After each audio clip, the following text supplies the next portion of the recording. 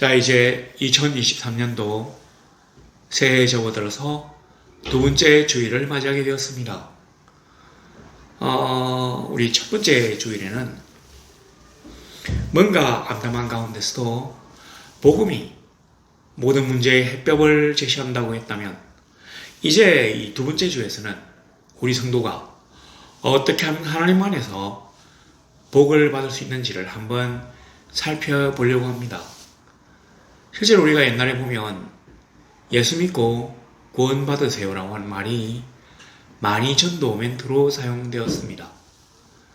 근데 이제 사람들 가운데서는 구원 받는다고 하는 게 그렇게 큰 영향력이 없다고 생각해서 조금 이 문구를 수정합니다. 뭐라고 하는 연관이? 예수 믿고 복 받으세요. 조금 더 노골적으로 얘기하는 사람들은 예수 믿고 부자 되세요. 조금 유치하죠. 여하튼 예수 믿고 복 받으라고 하는 말이 한때 우리나라에 아주 전도용 멘트로 유행한 적이 있습니다. 그런데 우리가 예수를 믿는다고 해서 모두 다 복을 받는다고 생각하기는 좀 곤란한 것 같습니다. 왜냐하면 그렇지 못한 사람들이 너무 많이 있었기 때문입니다. 우리가 하나님 안에 바로 사는데도 엉터리로 살고 잘못 살고 심지어 하나님의 대적의 편에 있는 사람들보다도 더 못하게 되는 경우들이 많이 있습니다. 자, 과연 우리는 어떻게 대답할 수 있을까요? 자, 그런데 우리 처음으로 돌아가서 예수 믿고 구원받는다고 하는 이 구원은 아마 영적인 구원을 말하는 모양입니다. 그런데 영적인 구원을 제대로 하기 위해서는 우리의 삶이 편안해야 합니다. 그러니까 우리의 육체가 편안해야 영혼이 편안할 수 있고요. 그 평안한 영혼이 우리를 하나님 안에서 행복하게 만들 수 있습니다. 진리가 너희를 자유케 하리라고 한 그 말씀은 하나님의 진리가 온갖 우상이 정한 규칙, 무당들이 바라는 금기, 이런 모든 것들로부터 우리의 자유를 침노치 못한다고 하는 데서 나온 말입니다. 마찬가지로 우리의 이 영혼 구원에 들어간다면 당연히 영혼 구원을 위해서 우리에게 필요 최소한의 먹을 것과 입을 것과 잘 곳, 그리고 명예, 정서적인 사랑에 대한 충족 같은 것들이 필요합니다. 우리는 귀신이 아니에요. 영만 있을 수 없습니다. 그리고 짐승이 아니에요. 육체만 있을 수도 없습니다. 우리는 하나님이 주신 영과 하나님이 만드신 육체가 결합되어진 인간입니다. 그래서 이런 인간에게 복은 뭔가 영육간의 강건함을 얘기하는 것이죠. 영혼과 육체, 평안함을 누리는 것입니다. 하나님이 우리 인간들에게 그렇게나 주고 싶어 하시는 샬롬, 이 궁극적인 평안, 이게 바로 영혼과 육체의 평안함, 그 다음에 경제적인 풍족함, 그리고 절대적인 부족함이 없는 상태, 이런 걸 갖다가 샬롬이라고 합니다. 바로 이 샬롬이 우리에게 주어지기 위해서는 어떻게 합니까? 우리가 이제 예수님은 사실은 스스로 가난한 자의 아버지가 되시고 또 이 세상의 약한 자와 병든 자를 고치고 섬기기 위하여 오셨기 때문에 물질적인 복에 대해서는 거의 얘기하지 않습니다. 자, 그런데 이 구약 성경에서는 물질적인 복에 대해서 아주 많이 얘기합니다.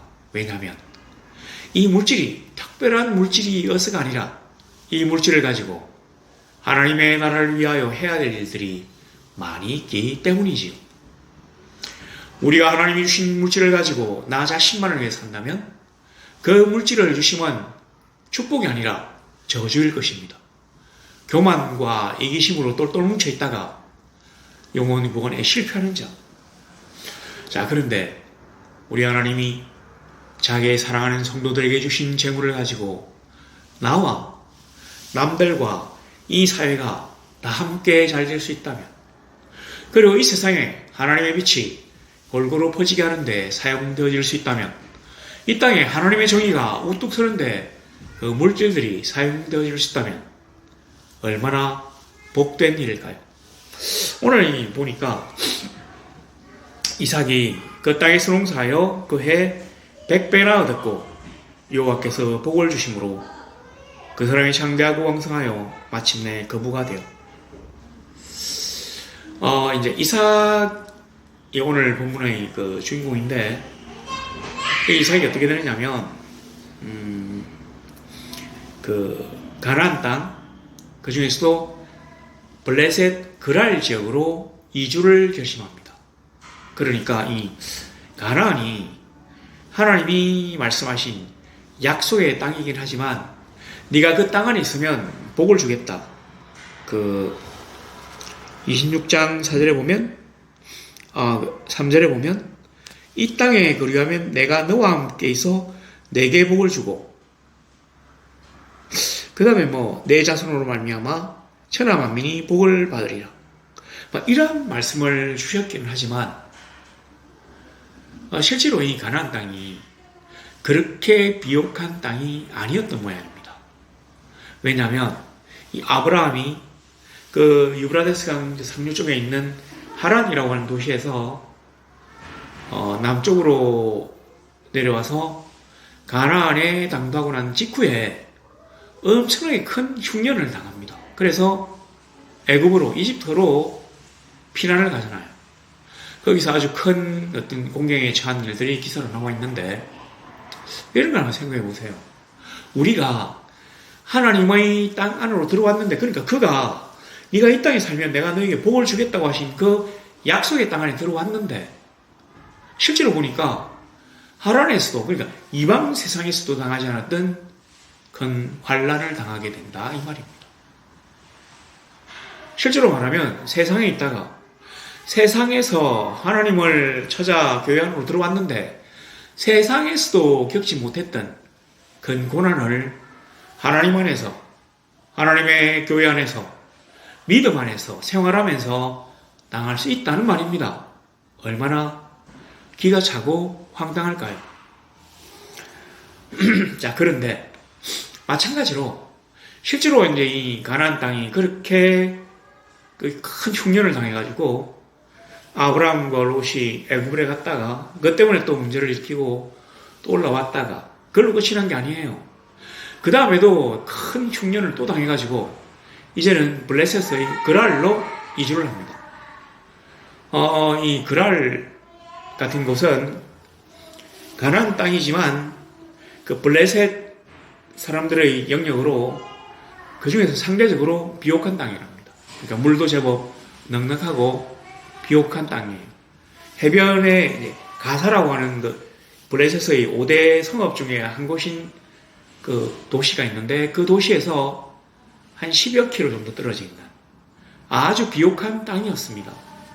그 이제 이삭에게 큰 환란이 닥쳐왔기 때문에, 가뭄이 너무 왔기 때문에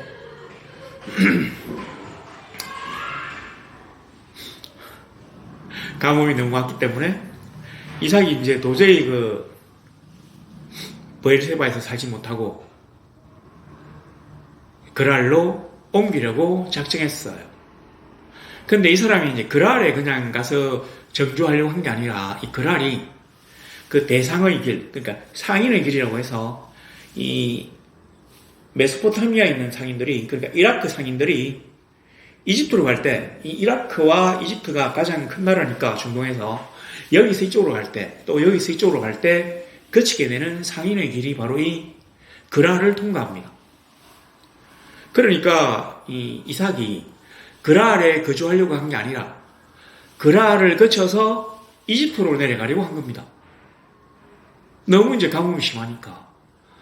하나님의 땅, 약속의 땅, 내가 너와 함께 하겠다고 하신 그 약속의 땅에서, 이 땅을 너에게 주겠다고 하신 그 약속의 땅에서 이삭은 버티지 못하고 떠나려고 합니다. 왜냐하면 가뭄이 너무 심하기 때문이죠. 실제로 이 성경에 보면 그 가뭄이 한 4번 정도 나오잖아요. 제가 기억하는 동안에도 아브라함이 한 번 내려가는 거, 그 다음에 또 아브라함이 그랄에 가는 거, 그 다음에 이제 이삭이 또 그랄로 가는 거, 그리고 또 한 번은 뭡니까? 온 중동 지역에 엄청난 가뭄이 닥친 그 요셉 때의 그 가뭄, 뭐 요런 게 기억나는데, 이런 그 역사적으로 굵직굵직한 가뭄 말고도 기록되지 않은 진짜 적은 가뭄들이 많았대요. 우리 하나님을 믿고 신앙 안에 있으면서도 하나님의 보호와 인도를 받지 못한다고 여기는 그런 환란들이 많이 있습니다. 마찬가지로 우리가 하나님 안에서, 교회 안에서, 신앙 안에서 산다고 하더라도 하나님의 전적인 보호하심과 인도하심과 복주심을 겪지 못할 일들이 많이 있습니다. 전혀 하나님이 나와 함께 하시지 않는 것 같습니다. 그는 어디에도 보이지 않는 것 같아요. 답답하고 불안합니다. 내가 괜히 하나님을 떠나왔나? 내가 괜히 친척과 아비의 집을 떠나왔나? 내가 괜히 전통과 이웃의 아름다운 고장들을 떠나왔나? 후회할 때가 있을 수 있습니다. 왜냐하면 하나님이 나에게 확실하게 보여주시지 않았기 때문에, 왜냐하면 하나님이 자기의 약속을 지킨 적이 없기 때문에 우리는 두렵고 불안해서 떱니다.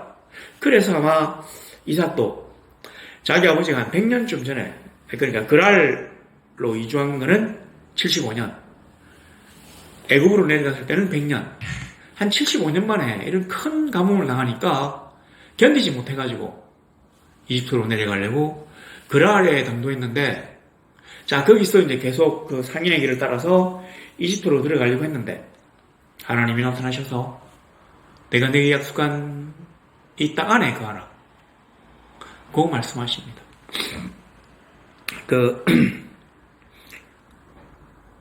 26장 2절에 보니까 내가 내게 지시하는 땅에 거주하라 이렇게 되어 있죠. 근데 이 땅의 앞에 그 땅이라고 되어 있습니다. 그리고 조금 더 확장한다면 그 땅 안에 거하라 이렇게 되어 있습니다. 그 땅, 내가 너에게 복을 주겠다고 약속한 그 땅, 내 아버지도, 내 아버지 아브라함도 하나님이 나에게 주신 것을 알고 있는 바로 그 땅, 너도 히브리 민족들에게 주겠다고 약속한 또 그 사실을 알고 있는, 하나님이 여기 있으면 복을 주겠다고 하는 바로 그 땅, 너도 알고 나도 알고 너희 아버지도 알고 있는 그 땅 안에 거하라. 그러면 내가 너에게 복을 주겠다고 하신 바로 그 땅. 자, 그 땅이 그랄까지는 그 땅이에요. 왜냐하면 이 팔레스타인 지역이니까요. 팔레스타인이란 말은 블레셋인들의 땅이란 말입니다. 바로 이 블레셋, 이게 영어로 하면 필리스틴? 그래서 팔레스틴 뭐 이런 식으로 나오는데 블레셋인이잖아요. 그래서 필리스틴 뭐 이렇게. 여하튼 그러니까 이 가나안 땅이 있기 때문에 아직까지는 이삭이 하나님의 명령을 어긴 게 아닙니다. 그런데 이제 그가 애굽 시내를 건너서 이집트 땅에 들어간다면 하나님의 약속을 어긴 게 될 겁니다. 그래서 하나님이 급히 그에게 찾아오셨죠. 자, 이제 그런 과정을 겪고 난 다음에 12절에 보면 이제 이삭이 이집트로 내려가려고 하는 생각을 버리고 그랄 땅에서 농사를 짓습니다. 12절에 보니까 이삭이 그 땅에서 농사하여 그 해에 100배나 얻었고, 그러니까 이 사람이 이 히브리 부족이 여기서 처음으로 농사를 짓는 겁니다. 이 사람들은 원래 유목민이거든요. 자, 그런데 이제 유목민들은 땅의 소유 개념이 없어요. 그냥 땅 위에 있는 목초만 필요합니다. 그래서 양떼가 가서 이 풀을 다 뜯으면, 그래서 이게 맑게 되면 다른 곳을 옮겨요. 목초리를 따라서. 그리고 한 몇 년간 이렇게 삥 돌아서 다시 오면 이 풀이 나가서 거기 또 뜯깁니다. 그러니까 이 사람들에게는 땅을 소유할 필요가 없습니다. 그냥 빈 땅에, 아무 주인 없는 땅에 목초만 뜯어먹으면 돼요. 그런데 농사를 짓는다면 어떻습니까? 농사를 짓는다면 물도 필요하고 장기적으로 여기에 정주하면서 농작물을 관리해야 합니다. 그래야 농작물을 수확할 수 있어요. 오랜 기간이 걸립니다. 그래서 이제까지 히브리인들이 가지지 않았던 땅을 소유한다는 개념이 들어가는 것입니다. 이렇게 되니까 이제 그 아래 있는 블레셋 사람들도 난리가 나겠죠. 웬 다른 부족들이 들어와가지고 이제까지는 도시 근교에서 그냥 양만 뜯기다가 갑자기 본격적으로 농사를 시작하니까 얼마나 떨었겠습니까? 그러나 이 사람들이 믿는 것은 뭐냐면 지금 안 그래도 가뭄인데 비록 여기가 비교적 비옥한 땅이라고 하지만 이 가뭄의 영향을 비껴갈 수가 없어요.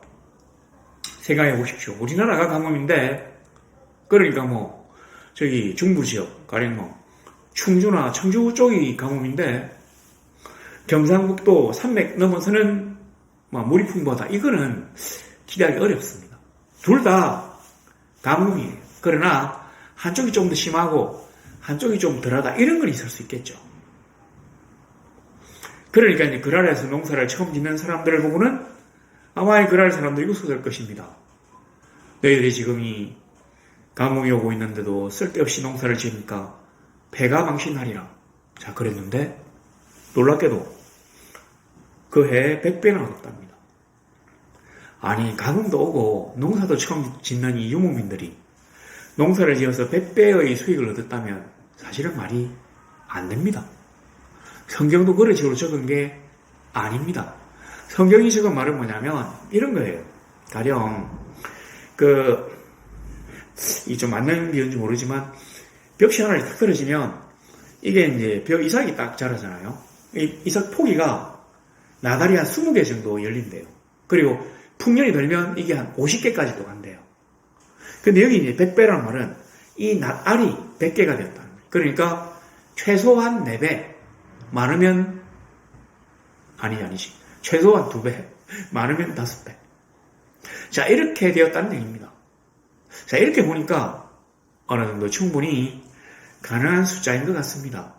성경이 엉터리로 주면 거짓말쟁이 책은 아니에요. 자, 이렇게 하고 그러고 보니까 여호와께서 복을 주심으로 그 사람이 창대하고 왕성하여 마침내 거부가 되어 이렇게 되어 있죠. 근데 우리가 이걸 얼핏 보면 농사하여 100배를 얻었기 때문에 그 사람이 부자가 되었다고 받아들일 수 있는데 실제 성경 원문은 그런 식으로 적어놓지 않았습니다. 그러니까 농사를 해가지고 100배의 소출을 얻었다. 그리고 여호와께서 복을 주셔가지고 거부가 되었다. 이 말입니다. 그러니까 창대하고 왕성하여 요거는 그냥 수식해지는 말이에요. 여호와께서 그와 함께 하심으로 마침내 그가 거부가 되었다는 얘기입니다. 자, 여기서 그가 거부가 될 수 있는 비결 첫 번째가 나왔네요. 하나님이 그와 함께 하신다. 세상에서는 지금 2024년까지 엄청난 경제적 불황이 기다리고 있을 거라고 합니다. 그리고 우리나라 지금 수출이 지금 계속 내리막길을 걷고 있는 지가 벌써 9개월이 넘었어요. 그리고 올해는 14년 만에 처음으로 수출 무역 적자를 기록했습니다. 엄청나게 많이 한 것 같더라고요. 자, 그런데 이렇게 대외적 여건이 나쁘고 또 우리 국내적으로도 노인 인구가 많아지고 청년 인구가 줄어지고 그 다음에 유아들 숫자는 더 줄어지기 때문에 아주 비관적인 전망이 넘쳐나지만 그러나 그런 모든 불리한 조건에도 불구하고 하나님이 우리와 함께 하심으로 우리가 마침내 거부가 될 수 있다고 하는 것들이 여기에 나와 있는 첫 번째 원칙입니다. 자, 그리고 이제 계속 봅시다. 자, 그랬는데 양과 소가 떼를 이루고 종이 심이 많으므로 블레셋 사람이 그를 시기하여. 그러니까 이 그랄 사람들이 이 굴러온 돌이 박힌 돌을 빼낼 정도가 되니까 이제 이삭의 히브리 부족을 시기하고 질투하는 단계를 넘어서서 그 땅에서 쫓아내려고 합니다. 나가라. 자, 그래가지고 15절 보세요. 그 아버지 아브라함 때 그 아버지의 종들이 판 모든 우물을 막고 흙으로 메웠더라. 이 우물을 막고 흙으로 메웠더라고 하는 이 말은 주로 이제 어디에 쓰는 말이냐면 그냥 우리가 이제 어떤 특정한 우물을 막는다, 메운다 이런 때 쓰는 말이 아니라 그 정복 전쟁이 일어나가지고 이 나라 민족이 이 땅에서 도저히 살아갈 수 없을 정도로 우물을 파괴하고 절대로 못 쓰게 만든다. 이런 뜻입니다. 그러니까 막 우물에다가 그냥 막 돌과 흙을 집어넣는다. 이걸로 끝나는 게 아니에요. 아마 그 인근을 깡그리 파괴해가지고 이 수원 자체를 뭐 이렇게 좀 다른 쪽으로 털어버리는 그런 행동을 한 것 같습니다. 그러니까 여기 이제 우물이 우리나라 우물하고 좀 다른데 우리는 사실은 이게 워낙 참 좋은 땅이라서 그런지 아무 곳에나 웬만한 곳에 파면 좀 깊이만 파면 물이 막 펑펑 쏟아져요. 근데 여기는 그런 게 아닙니다. 그래서 우리가 이제 우물이라고 하는 건 그쪽 나라에서는 대부분 물구덩이, 그러니까 물을 저장해 두는 수조, 물구덩이를 얘기하는 경우가 많이 있습니다. 근데 진짜로 좀 좋은 우물이라면 물구덩이 밑에서 가끔가다가 이렇게 한 번씩 물이 막 펑펑 솟아오른대요. 1년 내내 솟아오른 건 아니고 그냥 우기와 금기를 따라서 이렇게 물이 뭐 비가 내렸다가 안 내렸다가 하는데 비가 안 내릴 때라도 비가 내렸던 어떤 그런 그래서 물이 흘렀던 그 와디 근처 마른 하천 밑으로 깊숙이 판다면 그 수맥이 지나간 그런 곳을 우연히 발견할 수 있답니다. 그런 곳이 있어요. 여기 보면 그 샘의 근원을 얻었다. 이 19절에 이삭의 종들이 골짜기를 파서 샘 근원을 얻었다. 이 샘 근원이 바로 그런 얘기. 하여튼 뭐 그런 우물을 파는 게 참 힘듭니다. 그리고 우리 그 지금 아프리카 뭐 소말리아니 뭐 이디오피아니 말리 모리타니아 이런 수단 같은 완전히 그 황폐한 그 사막지대 뭐 라헬 지역이라 합니까? 하여튼 뭐 사헬인가? 하여튼 뭐 기속한 거 있잖아요. 완전히 그 사막 반사막 비슷한 그런 곳인데 어떻습니까? 뭐 우물을 막 150m, 200m 막 파들어가잖아요. 그거와 마찬가지예요. 그런데 그런 우물을 파고서 살려고 했는데 여기 보세요. 그 아버지 아브라함 때 팠던 우물들을 다시 팠으니 아브라함이 죽은 후에 블레셋 사람이 그 우물들을 메웠습니다. 이삭이 그 우물들의 이름을 그의 아버지가 부르던 이름으로 불렀다. 이삭의 종들이 골짜기를 파서 샘 근원을 얻었더니. 자, 그러니까 이게 이제 무슨 말이냐면 아브라함이 이제 우물을 팠는데 아브라함이 우물을 팔 때는 블레셋 사람들에게서 그 땅을 샀습니다. 그리고 우물을 팔 수 있는 권리도 얻었어요. 가령 이제 아브라함이 그 우물을 팔 때는 이 블레셋 사람들이 어떻게 생각했는가 하니 저 사람들은 유목민이니까 양에게 먹일, 그 가축에게 먹일 물이 필요해서 저 우물을 파는구나. 그 1년 내내 저기 이제 우물을 뭐 먹을 건 아니고 자기들이 먹고 가면 우리도 먹을 수 있고 그래서 아마 허용했던가 봅니다. 근데 보세요. 아브라함이 죽고 나자 블레셋 사람들이 우물을 다시 메워버립니다. 자기들이 써도 될 텐데 왜 메웠을까요? 그것은 그 땅이 아브라함이 우물을 파고 거주한 그 땅이 그랄 사람들이 볼 때는 정말 척박한 땅이었거든요. 그런데도 우물을 메운 이유는 그 우물을 메워야 물이 그쪽으로 새지 않고 자기 쪽으로 올 테니까 아마 그랬던 것 같습니다. 자, 그랬는데 이제 이삭이 골짜기를 파가지고 샘 근원을 얻어가지고 우물을 파니까 그랄 목자들이 이삭의 목자와 다투어 이르되 이 물은 우리의 것이라 하매 이삭이 그 다툼으로 말미암아 우물 이름을 에색이라 하였답니다. 자, 그러니까 이삭이 그랄에 가서 농사를 지었어요. 처음으로. 전혀 농사를 지을 줄 모르던 사람들이 어떤 누구한테 배웠다든지 하여튼 뭐 이래가지고 농사를 지었는데 소출이 심이 많았어요. 이삭이 막 키워질 만큼 낭창낭창합니다. 그리고 난 다음에 다른 것들도 다 잘 됩니다. 가축도 막 이 숫자가 늘어나고 새끼를 많이 쳤겠죠. 잘 자라고. 그리고 이 가축을 잘 키우기 위한 목자들, 종들도 많아지잖아요. 그러면 결국은 히브리 부족이 아주 큰 부족이 되었다는 말입니다. 대부족이 되었다는 말이에요. 그러니까 이 그랄의 왕이 걱정이 됩니다. 이러고 있다가 이 히브리 부족이 점점 더 강해지면 그랄 땅을 차지해가지고 우리가 저들의 종이 될 수도 있다. 그래서 더 크기 전에 짓밟아야 되겠다. 쫓아내야 되겠다고 생각해서 이삭에게 와가지고 우리를 떠나라고 얘기합니다. 성경은 좀 이렇게, 이 성경이 원래 존댓말이라도 이런 게 잘 없는데, 여기는 좀 말을 아주 부드럽게 써놨잖아요. 뭐라고 써놨는 거 아니? 16절에 아비멜렉 이삭에게 이르되 내가 우리보다 크게 강성한지 우리를 떠나라. 그러니까 이삭이 그곳을 떠나. 생각해 보세요.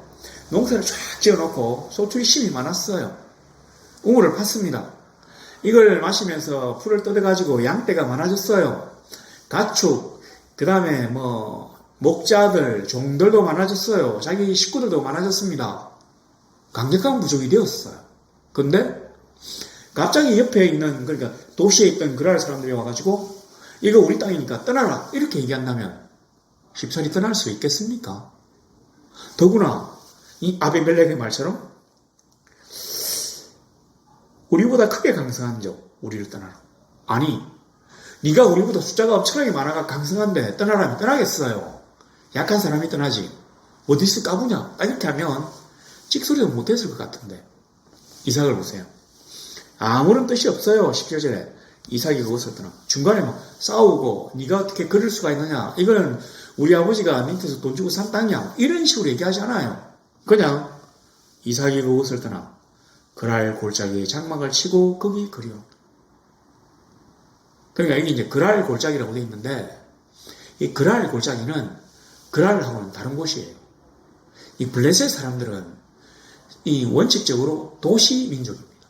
그러니까 그 블레셋이 지중해 해변에 근설한 5개의 성읍 있잖아요. 가사, 아스글론이나 이런 요런 도시들이 도시 성읍이, 그러니까 우리가 그리스 시간에 배운 거 있잖아요. 그리스 시간에 폴리스, 세계사 시간에 그리스의 도시 기본 단위를 폴리스라 하잖아요. 바로 이 폴리스거든요. 5개 대도시. 그리고 여기서 이제 떨어져서 그랄이라고 하는 작은 도시를 다 건설한 거예요. 성벽을 만들고 그 안에 각종 편의시설과 돌로 된 어떤 이런 집들을 만들어 놓고, 농사는 이 성 바깥에 놔짓고 자기들은 성 안에 거주하는 이런 형태를 주로 많이 사는, 그러니까 문명이 아주 발달했어요. 그랬는데 이 사람들은 여기 보니까 이제 유목민도 있었던 모양인데 이 그랄 골짜기까지는 보통은 살지 않았던 거예요. 근데 이 그랄 이 골짜기라는 말이 뭐냐면 그냥 평범한 와디라는 말이 아니라 마른 하천.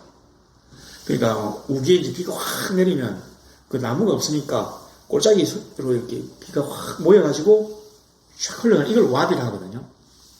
근데 이 와디의 특징이 뭐냐면 여기 나무가 없으니까 비가 오면 번개처럼 물이 내려와가지고 휩쓸어버리고 끝이에요. 왜냐면 이 비가 이 빗물이 고여가지고 이 강물이 막 내려가다가 땅이 워낙 메마르니까 이 땅을 적시면서 내려가다가 결국은 이 땅 속으로 싹 스며드는 그걸로 끝이에요. 그러니까 이런 와디는 유목민들은 좋아도 농사 짓는 사람들에게는 아주 안 좋은 땅입니다. 수해를 당할 수 있잖아요. 그리고 우기와 건기라고 했는데 물이 많아지는 건 좋지만 너무 많아져가지고 지금 곡식들이 막 주름주름 열려있는데 여기를 한번 물로 쓸어가면 어떻게 되겠습니까? 그러니까 그랄 사람들은 이 골짜기 안에 안 들어와요. 그랄 목자들도 그랄 주변에 그 풍부한 목초지가 있는데 이까지 뭐 때문에 들어오겠습니까? 이제 그런 식으로 생각하면 됩니다. 그리고 이 골짜기가, 여기 골짜기라고 하는 말이 아주 급격한 경사가 진 골짜기 이런 뜻이에요. 그러니까 아마 주변이 좀 산지였던 모양입니다. 그리고는 이게 이제 골짜기 이렇게 내려와서 이게 골짜기 흐르는데 이렇게 생각하면 됩니다. 원래 이 이스라엘은 이 중간이 예루살렘 쪽에 있는 아주 중앙산지예요. 한 800m 되는. 그런데 이 그랄은 해변가거든요. 그러니까 여기에서부터 골짜기로 쭉 이렇게 내려가는데 지금 이 이삭은 그랄로 갔다가 다시 그랄 골짜기로 들어갔다 했잖아요. 그러니까 그냥 이렇게 들어가는 게 아니라 이 골짜기, 그러니까 이 산악지역으로 점점 올라가면서 골짜기로 올라가는 거예요. 그러니까 농사에는 전혀 부족한 땅이 되었습니다. 그러니까 유목민이라야 겨우겨우 살 수 있는 그런 곳이에요. 아마 그 아브라함도 그런 슬픔을 톡톡히 당한 듯 합니다. 이삭이 이제 그렇게 당했어요. 그러니까 여기 우리 땅이라면서 계속 하니까 어쩔 수 없이 이제 그 그랄 골짜기 초위에서부터 계속 안쪽으로 들어가는 겁니다. 근데 여기 오니까 에색이라고 하는 우물을 만들었어요. 그러니까 샘근을 발견해가지고, 아, 하나님이 내가 참 세상 사람들과 싸우지 않고 하나님을 위하여 이렇게 양보하니까 하나님이 우리에게 특별히 좋은 샘을 주셨구나. 이랬는데, 그걸 에색이라고 한 건 아니고, 그랬는데, 그 소식이 저쪽에 들리니까 그 그랄 그 별난 목자들이 와가지고 거기까지 와서 막, 이거 우리 거다. 떠나라. 이렇게 얘기합니다. 빼앗은 거죠. 그래서 이걸 뺏기고 가면서 이삭이 뭐라고 하는 거니? 이 우물 이름은 이제부터 에색이다. 뭐냐면 다툼이란다. 다툼. 블레셋 사람들하고 우리하고 다투었다는 걸 기억하기 위해서 에색이라고 하죠. 자, 그리고 난 다음에 21절이 있습니다. 이제 이 사람이 이제 골짜기로 더 들어가요. 또 다른 우물을 봤더니 그들이 또 다툼으로 이름을 신나라였다. 자, 이제 뺏기고 난 다음에 또 이제 골짜기에 들어가가지고 우물을 팠는데 물이 나왔어요. 아마 옛날에 아브라함이 팠던 곳을 따라가면서 지금 파고 있는 모양입니다. 뭐 그러다가 새로운 샘 근원도 없고. 그러니까 보세요. 이 이삭이 하나님의 약속의 땅 안에 거하니까 하나님이 지금 그가 하는 일마다 다 형통하게 해주셔요. 그 일기는 안 좋고, 그러니까 뭐 가뭄이 있고, 그 다음에 그랄 사람들이 자기를 괴롭히는데, 그래서 그랄 사람들은 도저히 살 수 없는 그 불모의 땅으로 들어갔는데도 우물들이 자꾸 나옵니다. 근데 이건 우리가 생각해도 쉽게 이해할 수 있는 게 뭐냐면, 가령 이제 와디가 뭐냐면 이 물이 쭉 흐르다가 햇빛이 막 너무 세게 쪼이니까 이 물이 작은 게 이렇게 말라가지고 위로 다 올라가요. 그리고 일부의 물은 어떻습니까? 땅 속으로 들어가거든요. 그러니까 바짝 마른 그 사막 지역에서 구멍을 뚫는 것보다는 이 와디, 이 하천 바닥을 구멍을 뚫으면 물을 발견할 확률이 더 높습니다. 막 그렇게 생각하셔도 돼요. 자, 그랬는데 또 달라고 하니까, 야, 그러면 저 같으면 이제 화가 나가지고 우리 전부 다 전투 준비해라 하면서 한번 할 것 같은데, 이삭이 진짜 유한 사람이에요. 그 이삭에 대한 아주 그 웃기는 얘기가 있는데, 이삭이 얼마나 부드러운 사람이냐면 마누라를 그렇게 두려워했대요. 리브가를. 그래가지고 이삭은 공척을 합니다.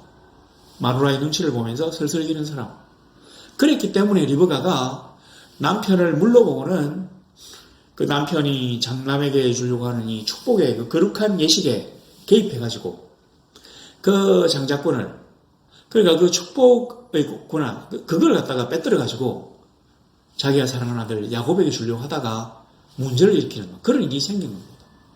여하튼 그래가 뺏겼어요. 그러면서 그래 또 참는다 가자 이러면서 이름을 신나라 하리라. 신나라고 하는 말은 뭐냐면 이게 이제 뜻이 사탄이에요. 사탄. 아 진짜 이 우물이 왼수다 그런지는 모르겠습니다만, 그러니까 이게 보세요. 처음엔 다툼이었잖아요. 근데 이제는 사탄이죠. 사탄.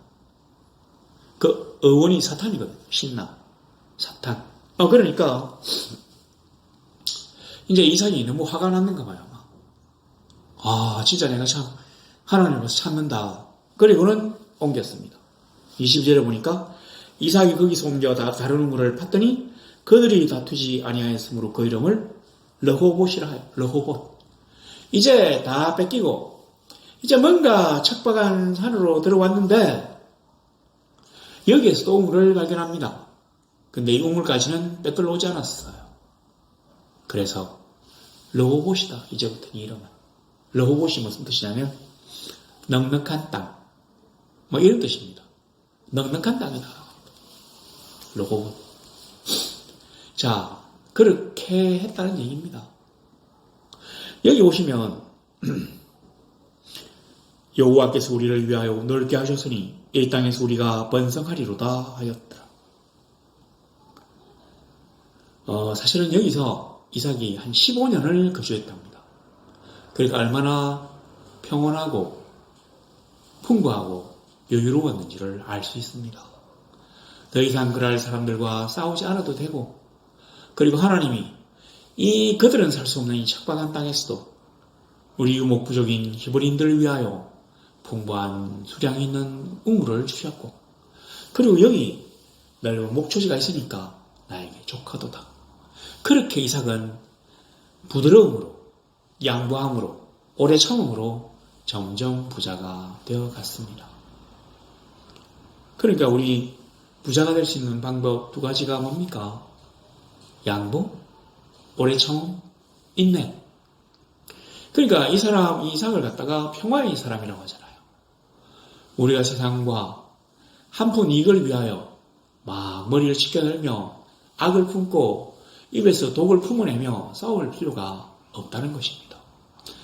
우리에게 하나님이 없다면 우리가 세상에 양보하고 그들을 피해서 점점 살기 어려운 곳으로 빠져주는 게 어리석은 일 같습니다.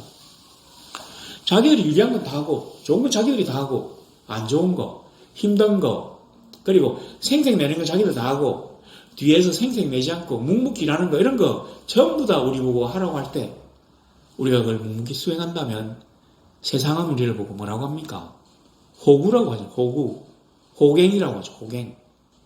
호구 고객, 호갱, 호구. 그러나 하나님이 우리와 함께 하시기 때문에 세상이 아무리 우리를 압제하고 쫓아내고 비난에 처하려고 몰아넣어도 하나님은 결단코 우리를 그냥 두시지 않고 오히려 거부가 되게 하십니다. 우리가 하나님을 믿고 하나님의 명령이 있을 때까지 끝까지 참고 인내한다면 하나님이 결단코 우리를 그냥 두시지 않습니다. 그래서 두 번째죠. 자, 세 번째 보시면 23절에 이삭이 거기서부터 브엘세바로 올라갔더니 여호와께서 나타났는데 밤에 꿈에 나타났다는 얘기입니다. 브엘세바로 올라갔더니, 그러니까 우리가 이제 브엘세바라고 하는데 정확한 명칭은 아마 브엘라 헤로이라는 모양입니다. 근데 이 브엘라 헤로이에서 브엘세바는 올라가지 않아요. 브엘라 헤로이에서 브엘세바는 내려갑니다. 한 200m쯤 내려갑니다. 그러니까 이삭이 그 그랄 골짜기 그 해변 평야 해발 0m에서 얼마나 올라왔는지 알겠죠? 여기도 내 거다니까 그래 알았습니다. 여기도 내 거다 걸 알았어요. 올라갔는데 너무 많이 올라와가지고 브엘세바보다 200m나 올라갔어요. 그러면 어떻게 적어냅니까? 이삭이 거기서부터 브엘세바로 내려갔더니라고 적어있는데 여기 보세요. 올라갔더니라고 적어있잖아요. 이게 뭐냐면 이게 이스라엘 사람들이 어느 습관이래요. 하나님 중심. 하나님 중심. 그러니까 이 브엘세바에서 하나님께 제단을 쌓는 거룩한 성지이기 때문에 그곳이 아무리 물리적으로 밑에 있어도 내려갔다고 하지 않고 하나님의 거룩을 갖다가 침해할 수가 있기 때문에 올라갔다고 적어놓은 겁니다. 세 번째가 또 뭡니까? 첫 번째가 비슷하죠. 세 번째가 하나님 중심의 삶. 모든 사고방식 자체가 하나님 중심이에요. 그게 가장 우선이다. 여호와가 우선이다. 하나님이 우선이다. 그런 삶을 살았기 때문에 하나님이 끝내 그에게 복을 주시 않을 수가 없었던 것입니다. 하나님을 믿고 끝까지 인내하며 세상의 즐거움을 이긴 우리 성도들은 이 세상의 삶을 살면서도 그냥 죽지 못해 사는 게 아니라 근근히 사는 게 아니라 어디 숨어가지고 막 치죽은 듯이 사는 게 아니라 하나님의 뜻을 따라 사는 하나님 중심의 삶을 살 수 있는 그런 사람이 되시기를 간절히 소망합니다. 그러면 하나님이 함께 하셔서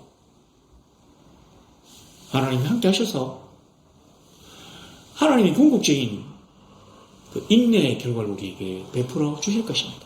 바로 이런 거예요. 어떻습니까? 우리가 이 세상에 살면서 여러 가지 일들을 많이 겪습니다. 하나님이 땅 안에 들어왔다고 해도 하나님의 복음 안에 있다고 해도 그렇게 막 문제들이 막 순탄하게 막 풀리잖아요. 오히려 더 나빠지는 경우들이 많이 있습니다. 제가 한번 얘기해 볼까요? 제가 옛날에 그 고등학교 때 이제 그 시험 공부를 해야 되는데 그때 그 학교에서는 매주 월요일마다 시험을 치거든요. 원래 고사라는 게 없어요. 매주 수요일마다 월요일마다 시험을 칩니다. 그러니까 토요일 이제 정오까지 공부를 하고 난 다음에 토요일 오후와 주일날 열심히 공부하고 혼자서 열심히 공부하고 월요일 아침에 1, 2교시를 시험을 칩니다. 그러니까 국어 한 과목과 암기 과목 하나, 그 다음에 그 다음 주는 수학 하나와 또 하나, 그 다음 주는 영어 하나와 또 하나, 그리고 그 다음 주는 암기 과목 이렇게 해가지고 매달 이렇게 원래고사가 되는 거예요. 그러니까 주일날 공부 못하면 엄청나게 큰 타격이 있습니다.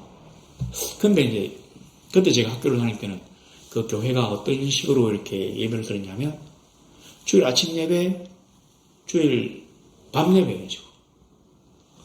그러니까 요즘은 주일 오후 예배라고 해서 그 식사하고 난 다음에 바로 모여가지고 뭐 조금 하고 이제 끝내잖아요.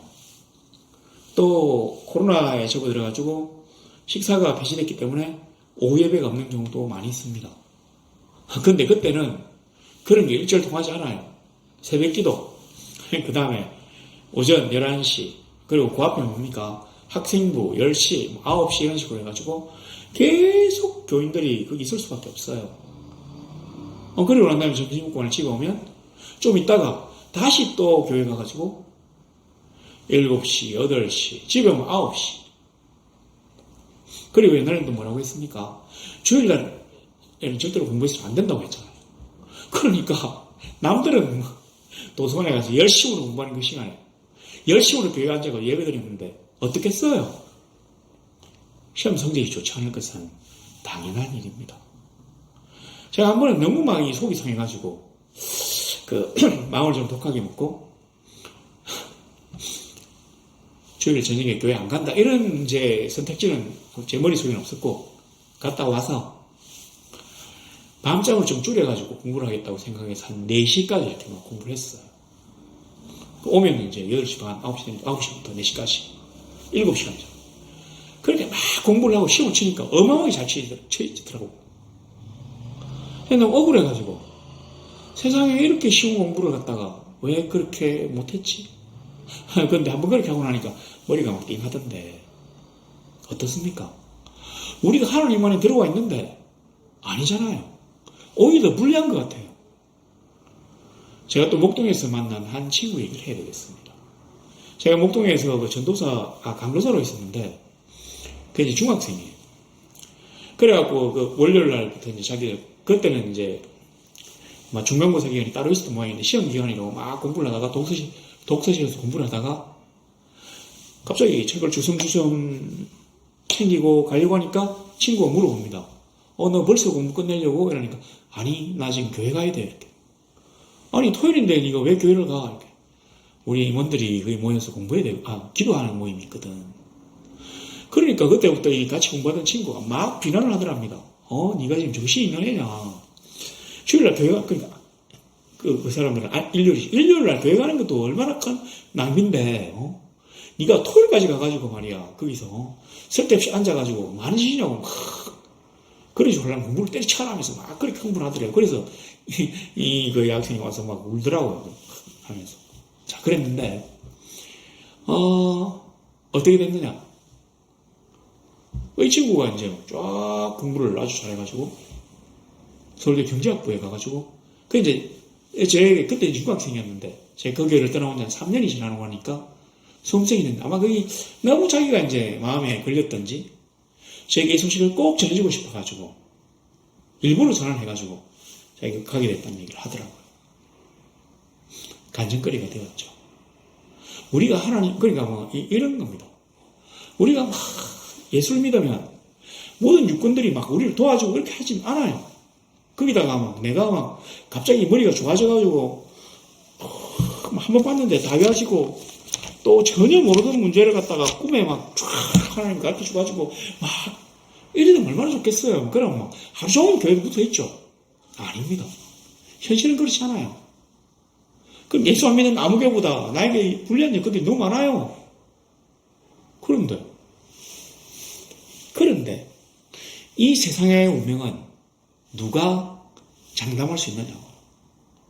우리가 좋은 학교 그게 성공을 보장하지는 않습니다. 하나님이 우리에게 뭘 해주신 분입니까? 복 주시는 분이잖아요. 근데 그 복이 돈에만 그치는 것도 아니지만 돈도 주셔요. 우리가 가장 행복해지도록 하기 위해 하나님이 우리에게 필요한 것들을 맞춤으로 주십니다. 우리는 어디에 가서 무엇이 될지는 모르지만 어떻게 하면 우리가 궁극적인 행복과 구원을 얻을 수 있는지는 압니다. 우리가 하나님 안에 있으면 궁극적으로 행복해져요. 샬롬의 세상에 들어갑니다. 하나님의 백성이 되고 하나님의 나라에 들어가서 우리가 평안을 누리게 됩니다. 그거를 갖다가 유대인들이 그렇게 원했어요. 샬롬이라고 인사하면서까지. 바로 그 샬롬을 하나님 우리에게 주시는 가장 확실한 길이 하나님 안에 있는 것입니다.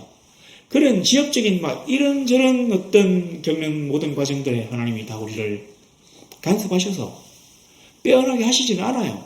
때로는 환난과 때로는 고통과 때로는 남들의 비웃음과 조소를 당할 수도 있습니다. 그러나 나중에 되면 나에게 가장 적합한 길로 나를 이끄셨구나 하고 고백하게 될 것입니다. 오늘 2023년을 맞이하는 우리 성도들은 하나님을 믿고 하나님의 약속의 말씀을 굳게 인내하며 따라가서 그리고 이 세상에 살면서도 하나님의 법을 중심한 삶을 삶으로써 성도의 자세와 행위를 잃지 않아서 궁극적인 하나님이 주시는 샬롬의 세상에 들어갈 수 있기를 우리 주 예수 그리스도의 이름으로 소망합니다.